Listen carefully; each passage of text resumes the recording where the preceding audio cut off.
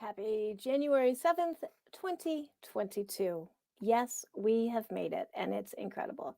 We are now in the new year, and one of my goals, I was really enjoying doing the lid ups last year, and then I kind of fell out of practice. I fell out of habit with pretty much everything. I think the end of 2021, I pretty much felt like a lot of mush. I mean, that pretty much summed up December for me.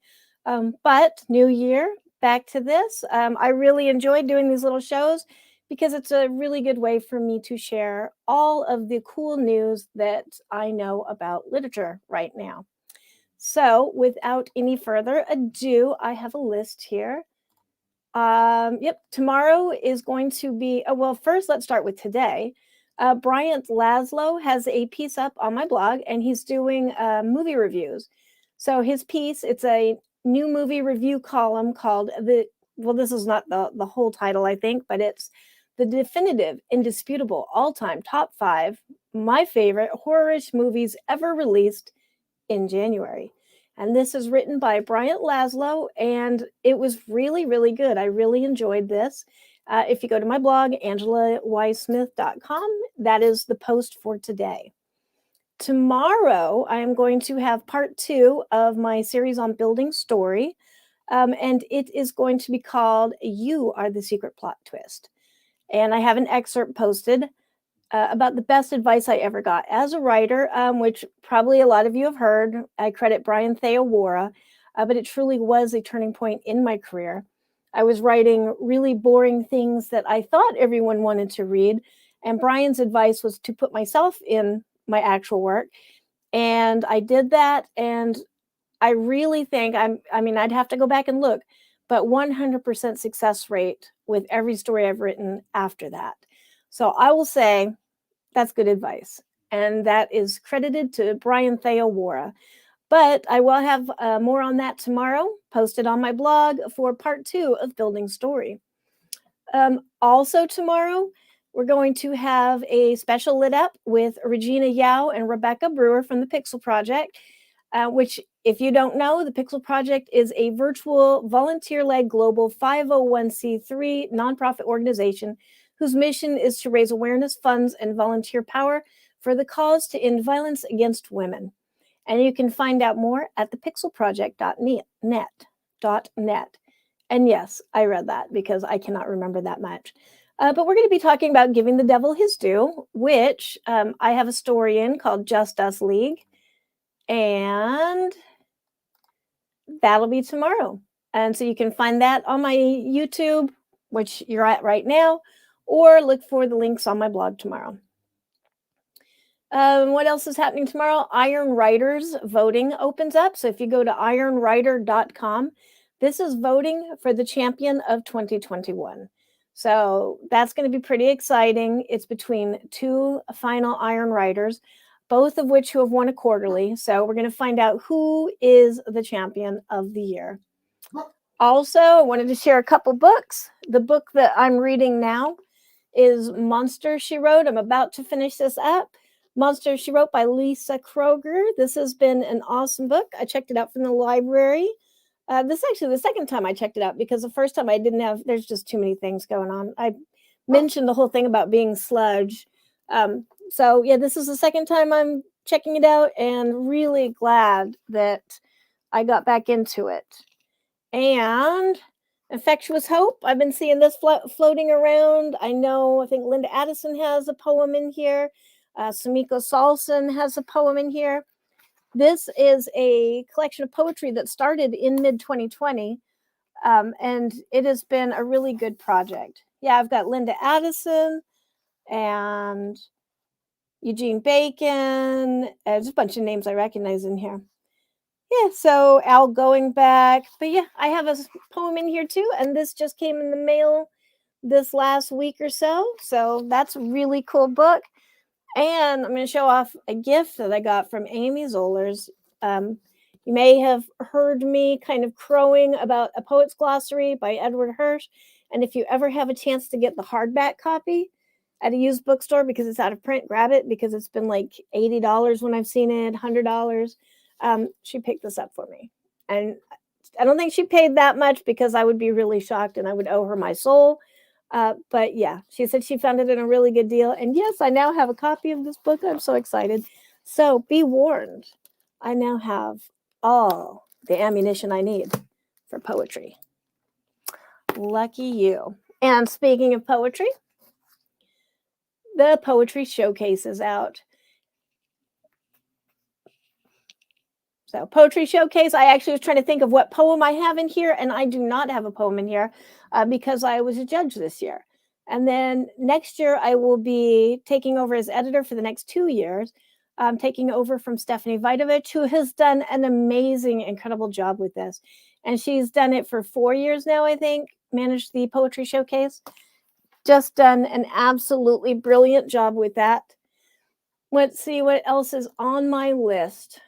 Oh, if you go over to horroraddicts.net, there's a guest post up right now by Jean Flynn, and she's interviewed Lee Murray, and it's called The Asian Myths and Monsters of Tortured Willows, which I believe you can see, yep, Tortured Willows right there in the background. But yeah, that is the poetry book that I did with Jean Flynn and Lee Murray and Christina Singh. And yeah, so they've got an interview up on it today. This week over at horroraddicts.net. And so you can see that. I'm actually going to share these links down in the comment section. And there's also a really interesting submissions call. Of course, you probably have heard the news that Winnie the Pooh is now free domain. And so there's already a call for The Call of Poothulu by April Moon. And I can't remember all the details, but it is a paid submission call. So I will share that link as well in the description. And that pretty much wraps it up for today, because I do like to keep these short and sweet so I can do them once a week. And that is all the news I had today, but I started kind of a new thing for the new year. Instead of me hunting down everybody else's news, I thought I'd let them bring it to me. So over on my Facebook, I posted to share your good news with me, and I'm just going to read it. So, and my Facebook page is public, so your names are on there if you've posted this. So I'm just going to go ahead and read everything out. And forgive me, I apologize in advance if I read anybody's name wrong, if I've mispronounced it. But this one I thought was hilarious. The first one, Rami Ungar got his hot water back. And yes, that is a huge celebration. If you've ever taken a cold shower, hot water is amazing. Regina Yao is excited because she started the year with money in the bank and a notification that she has a booster jab appointment, which is good. Lee Murray is doing several collabs with me this year, and she feels honored. And wow, because I really feel honored to be with Lee.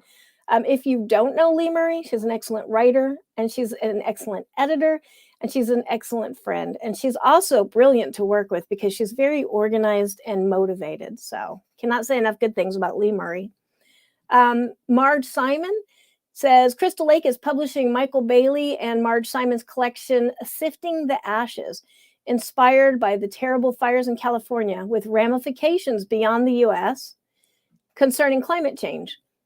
They both deliver some very passionate poems, as always. And this book was a bucket list publication. So congratulations, Marge Simon and Michael Bailey, on Sifting the Ashes. Anita Stewart has been taking some steps to learn AuthorTube World.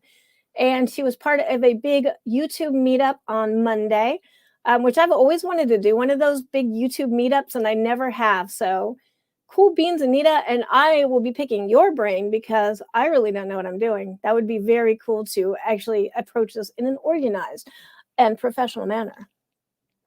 Not really my branding, but I could try to be organized and professional once. H.R. Boldwood says her short story, The Birthright, has been accepted by Bridget's Gate Press for publication in their upcoming anthology, Musings of the Muses. That sounds awesome, and I will keep my eyes open for that. K.P. Kulski has a novella, House of Pungsu, coming out this year with Bizarro Pulp Press. That is awesome. Congratulations, KP. Lauren Rhodes has started assembling a new book of cemetery essays this week, and she's super excited about the contributors. And so am I, because if you've never read some of her cemetery essays, they're awesome. You can read them in, I believe she has a column still in the HWA newsletter every month. Wild John, who is also known as John Reinhardt, I'm going to shout him out here and call him out on this. He has 342 works in progress. And his children pooled their money to buy him rollerblades. I think that's awesome. Lots of activity over there on the rollerblades and on the paper. Maxwell I. Gold. Whoops, it scrolled. Okay.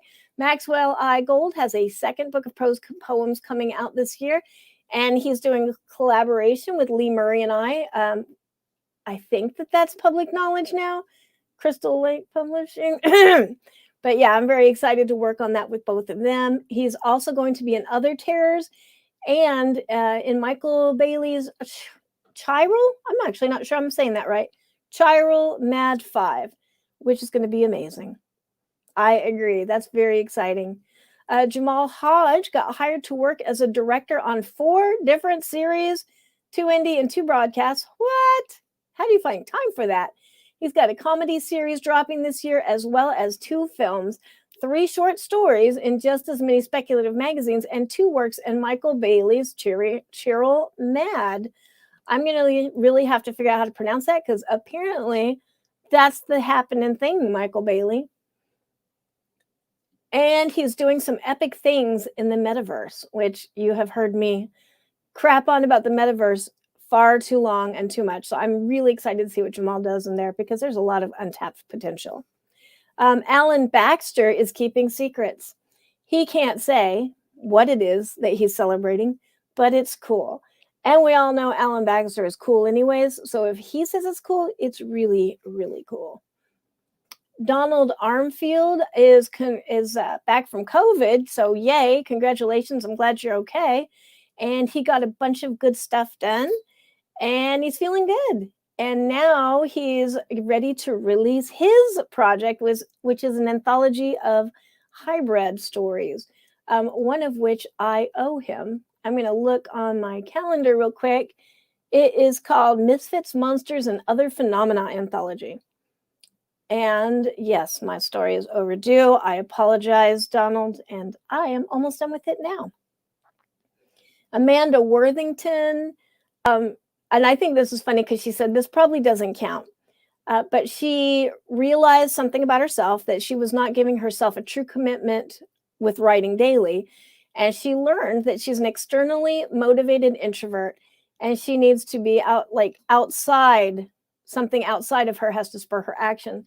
So she took action, and she booked a study room at the library, and so far has written 6,000 words this week. And Amanda, you may not think that doesn't count, but I think that's one of the biggest, most awesome accomplishments of this whole list. So congratulations on that. Keep it up, and I hope it keeps working for you. And good on you for figuring out what you need to do this, because it is not easy to knowing ourselves is the hardest part of this. So good on you. Congratulations, Amanda. Arlene Olson, you can see a picture of this on my Facebook on this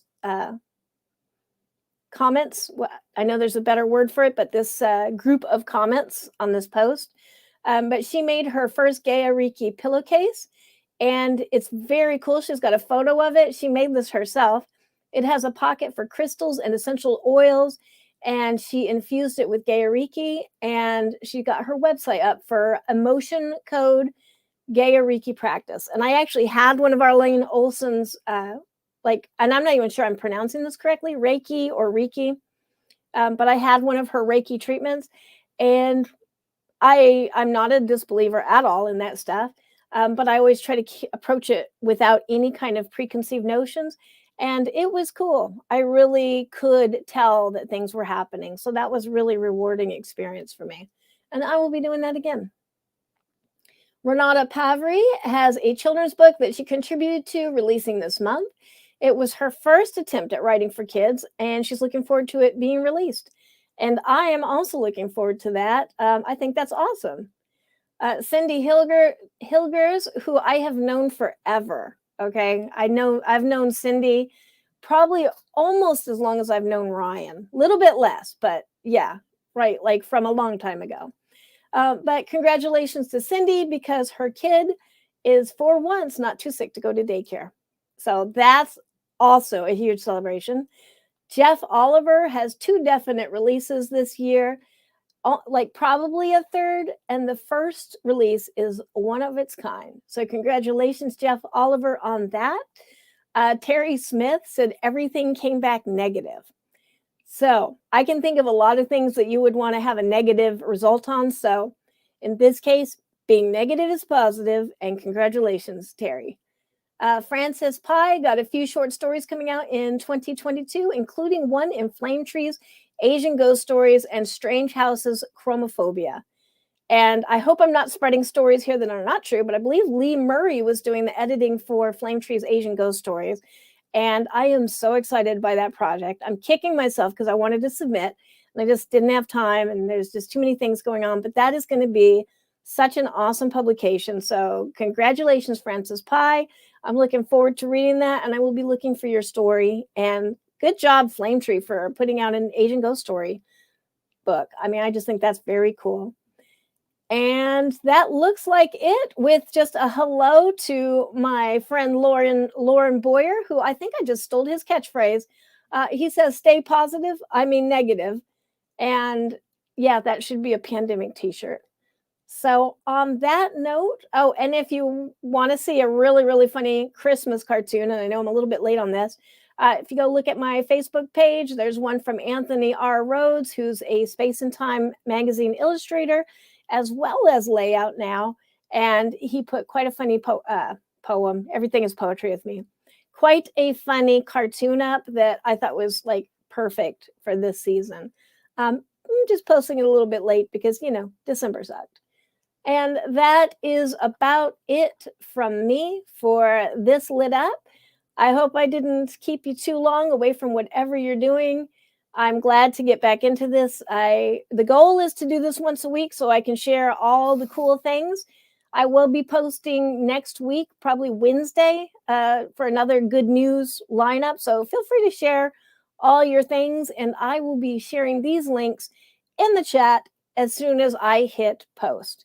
And I'm going to steal Lauren Boyer's catchphrase there and say, see you next week, and stay positive by being negative. I will, and we will get through this pandemic. We will. It's going to happen. I believe in us. And that's it. You guys have a good week. Be productive and keep writing and having successes.